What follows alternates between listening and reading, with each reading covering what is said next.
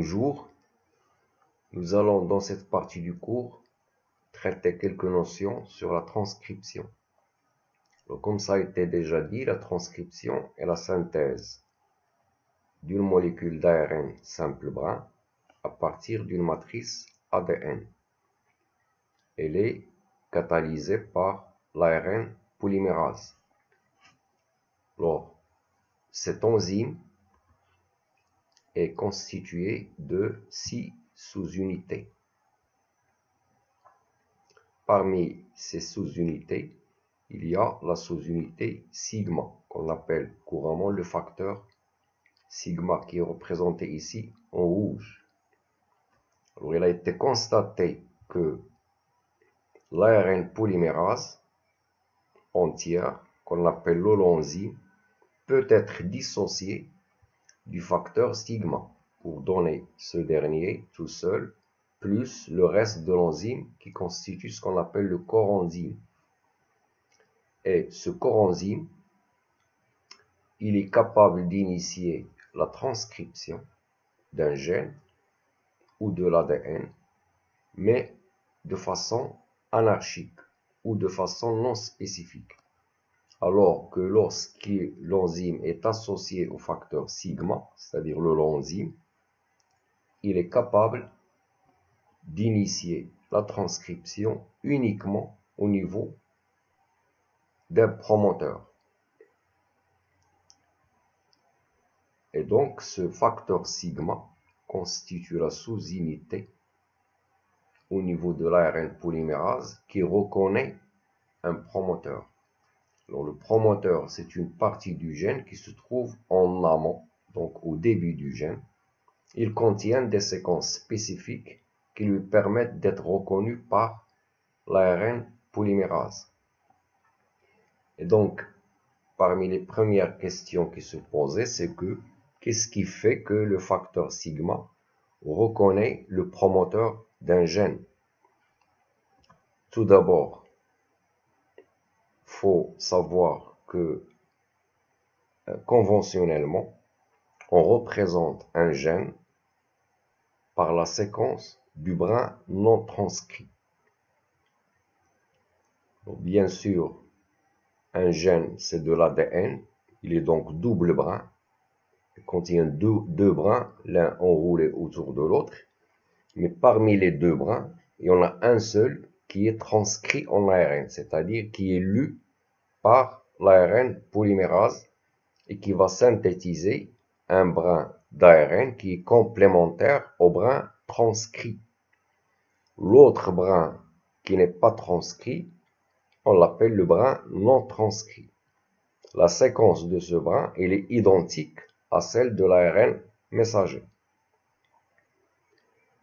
Bien sûr, sauf que les thymines de l'ADN sont remplacées par les uraciles au niveau de l'ARN messager. Donc ici, nous avons un brin non transcrit. Donc on lit la séquence du brin transcrit. C'est comme si on lit la séquence de l'ARN. Tout simplement en remplaçant les T par les uraciles. Au niveau du gène, il y a le promoteur qu'on voit ici, il est à gauche, du côté 5' du brin non transcrit. Il y a le nucléotide plus 1. Le nucléotide plus 1, c'est le site d'initiation de la transcription, c'est-à-dire le premier nucléotide qui est transcrit en ARN. L'ARN commence au niveau du nucléotide plus 1. Tous les nucléotides qui sont en amont du nucléotide plus 1 sont affectés d'un signe négatif. Tous les nucléotides qui sont en aval du nucléotide plus 1 sont affectés d'un signe positif. Donc, les séquences promotrices se trouvent dans cette région. Et la question qui se pose, c'est que comment elles sont ces séquences?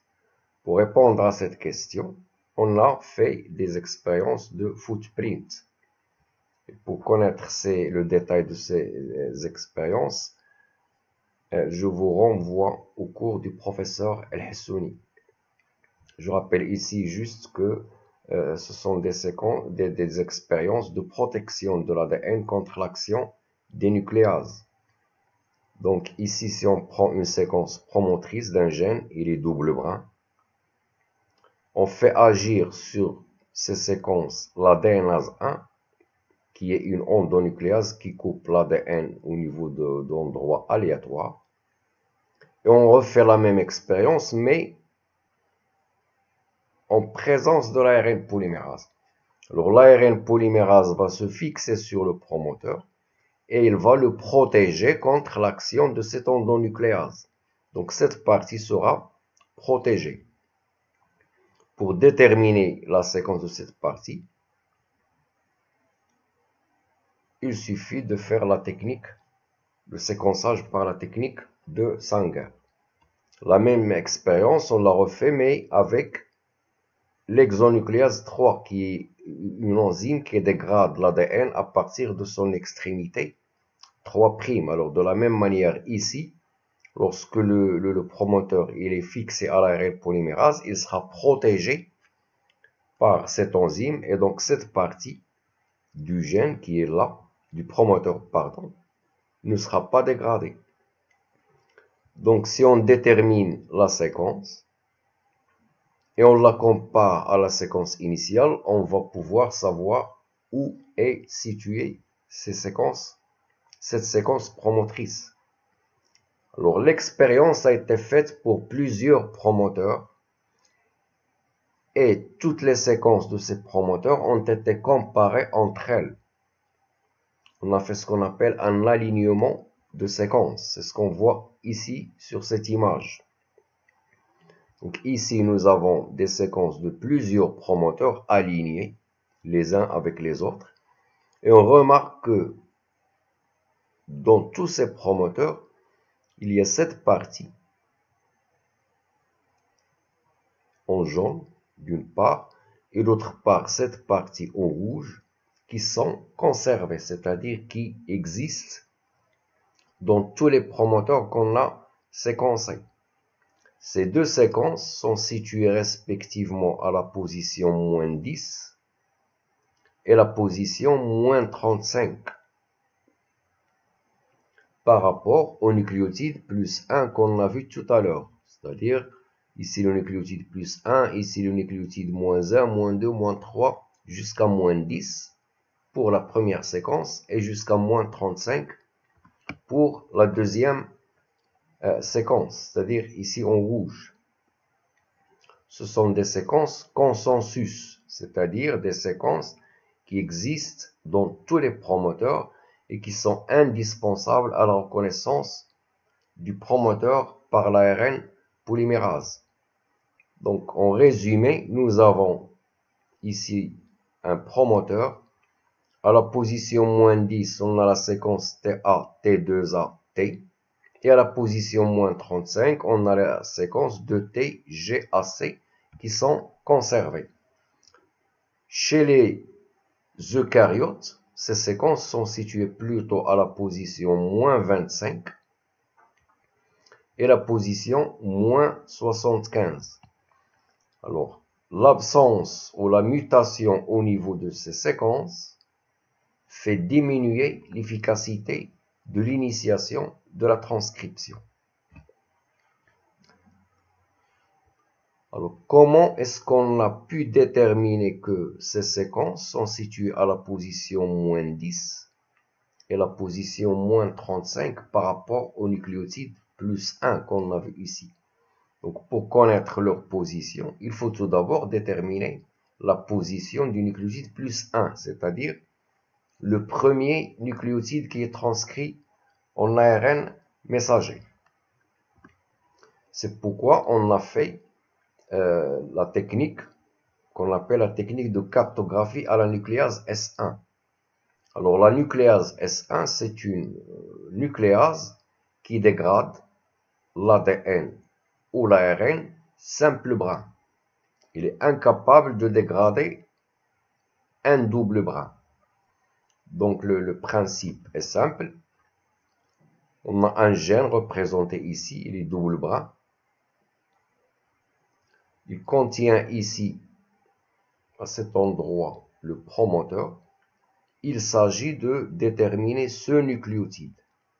Mais on ne va pas le déterminer sur l'ARN, représenté ici en bleu, mais on doit le déterminer sur l'ADN. Pour cela, on réalise une dénaturation du gène. Donc dénaturer, ça veut dire rendre le gène simple brun. On le mélange avec l'ARN, qui est en bleu ici, et on refait une hybridation. Alors du coup, certains brins transcrits du gène seront hybridés à l'ARN à partir de son nucléotide plus 1, qui se trouve bien sûr du côté 5' de l'ARN. Donc là, je répète, on a un brin d'ADN qui est le brin transcrit, hybridé à l'ARN messager. Alors l'ARN messager, il est sortant ici. Pourquoi? Parce qu'on n'a pas pris la totalité du gène. On a pris juste la partie du côté du promoteur.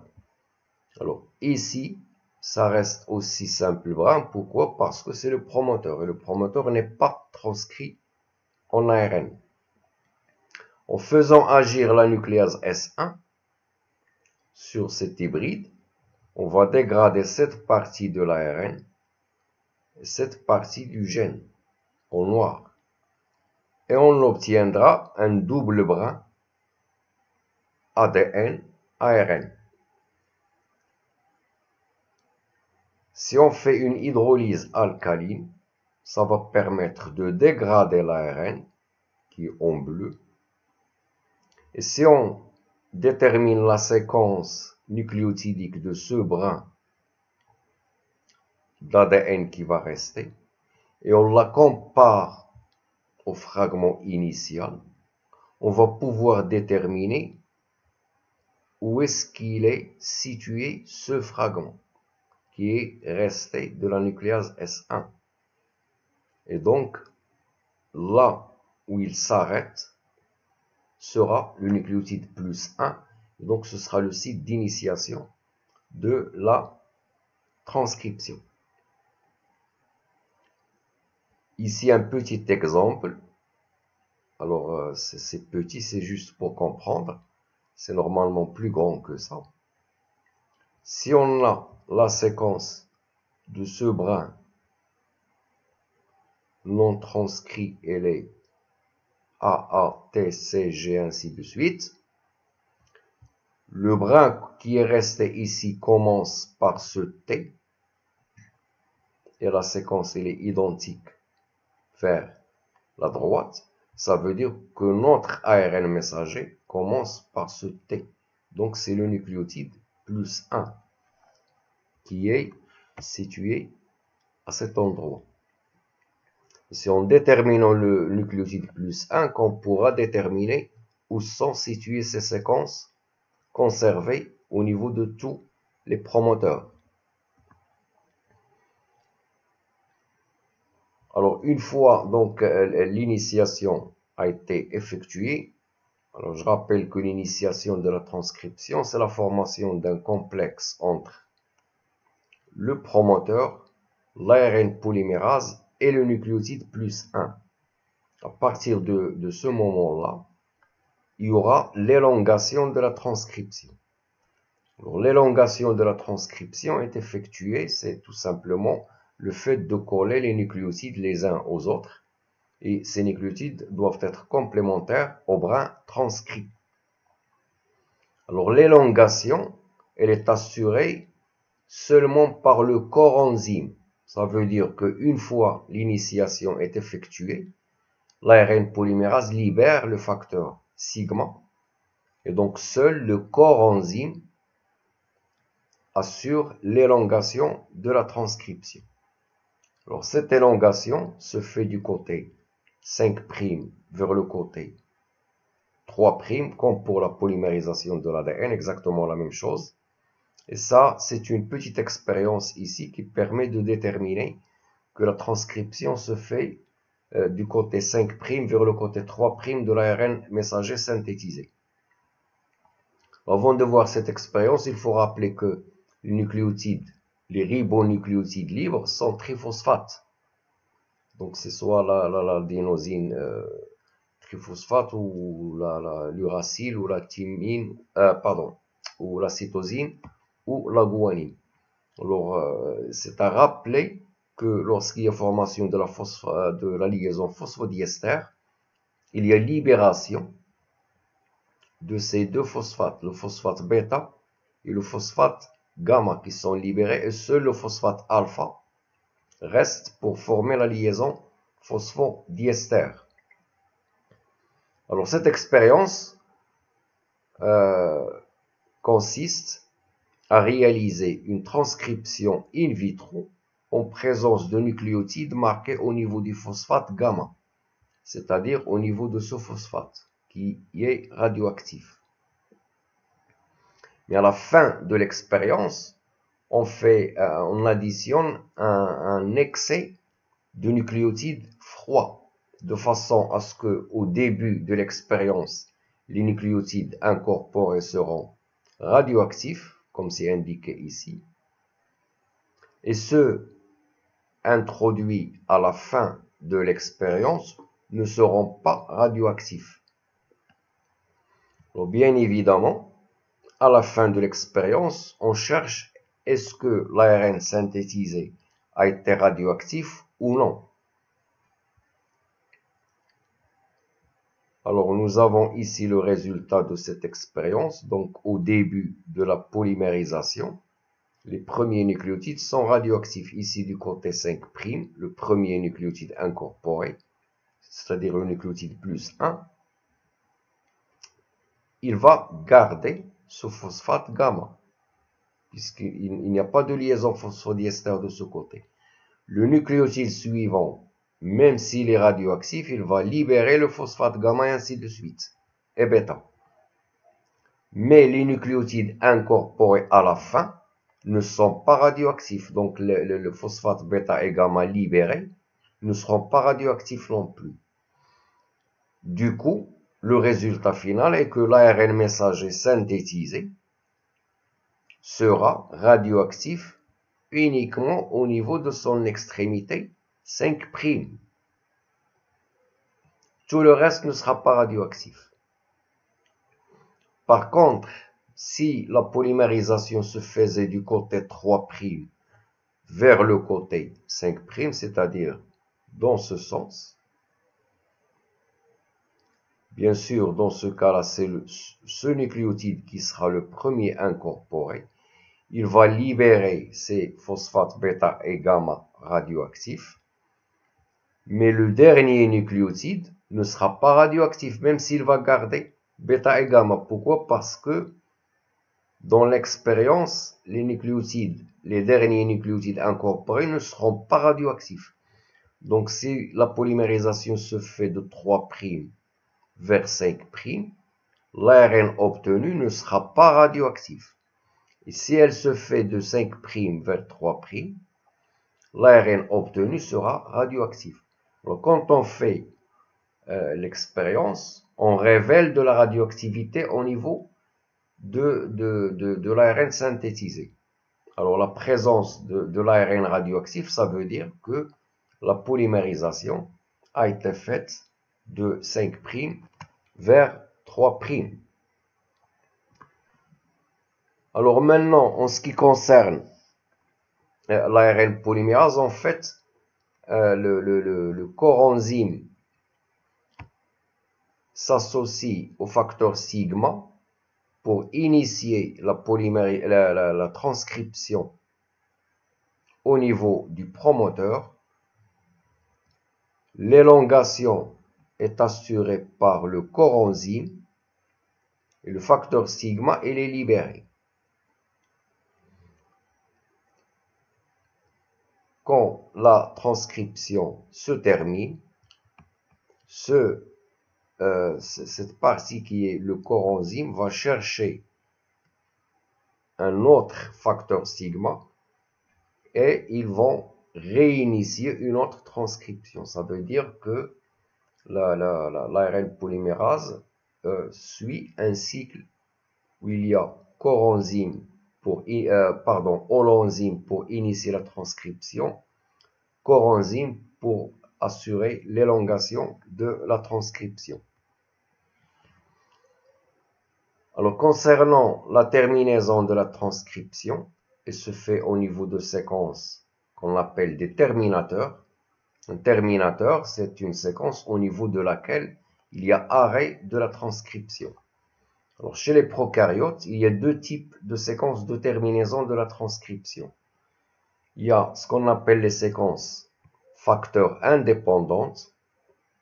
Ce sont des séquences d'arrêt de la transcription, donc des terminateurs qui n'exigent pas la présence d'un facteur ou qui n'exigent la présence d'aucun facteur.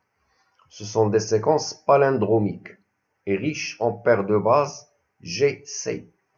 Alors une séquence palindromique, ça a été traité par le professeur El-Hassouni. Donc ce sont des séquences qu'on peut lire de la même manière de la droite vers la gauche sur un brin et de la gauche vers la droite sur l'autre brin, comme cet exemple ici. La particularité donc d'une séquence palindromique, c'est que elle a une moitié qui est complémentaire à l'autre moitié, comme ce qu'on voit ici. Nous avons ici les nucléotides Z, Z' complémentaire, Y, Y' complémentaire, X, X', ce sont des nucléotides complémentaires quelconques. Mais ces séquences palindromiques facteurs indépendantes, donc ces terminateurs facteurs indépendants, sont riches en paires de bases GC. Ici, on a représenté seulement 4 G et 4 C. Il y en a normalement plus. Alors, puisque la moitié elle est complémentaire à l'autre moitié, ça veut dire que ces séquences, lorsqu'elles sont simples brins, elles sont capables de former ce qu'on appelle une structure en épingle à cheveux. En anglais, ce sont des stem and loop, ou structure en tige et boucle.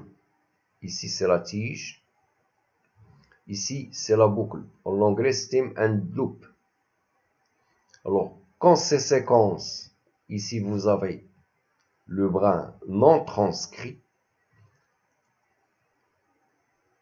lorsque l'ARN messager est synthétisé, on va se retrouver, puisque l'ARN est simple brin, on va se trouver avec une structure en tige et boucle, puisqu'il y a complémentarité ici. Ces séquences sont suivies par un poly-U, c'est-à-dire une série de nucléotides uracyles. Alors, sur le brin transcrit, il est bien sûr complémentaire à l'ARN messager. Alors, la formation de cette structure en tige et boucle fait que l'ARN polymérase, elle est ralentie au niveau à cause de cette structure. En plus, cette structure, elle est très stable parce qu'elle est riche en paires de bases GC. Elle est suivie de ce poly-U qui est moins stable. Pourquoi? Parce qu'il y a seulement 2 liaisons hydrogènes entre U et A, alors qu'il y en a 3 entre G et C. Alors, ceci fait que l'ARN polymérase, elle est bloquée à ce niveau-là. Cette partie n'est pas stable, donc ça finit par libérer l'ARN messager et donc arrêt de la transcription. Alors maintenant, l'autre type de terminateur, ce sont les terminateurs Rho dépendants. Donc ce sont des séquences de terminaison de la transcription qui dépendent de la présence du facteur Rho. Alors ce facteur Rho, c'est une protéine hexamérique qui a de l'affinité pour l'extrémité 5' de l'ARN messager. Donc ici, nous avons le gène double brin, l'ARN polymérase, l'ARN synthétisé et le facteur Rho. Alors, j'ai dit que c'est une protéine hexamérique qui se fixe sur l'extrémité 5' de l'ARN et qui est capable de se déplacer le long de l'ARN messager. Alors, pour des raisons encore non déterminées, lorsque l'ARN polymérase arrive au niveau d'une séquence de terminaison dépendante, elle est fortement ralentie. Sa progression sur l'ADN est ralentie, ce qui fait qu'elle se trouve rattrapée par le facteur Roux qui va libérer l'ARN messager et donc impliquer l'arrêt de la transcription. Et merci.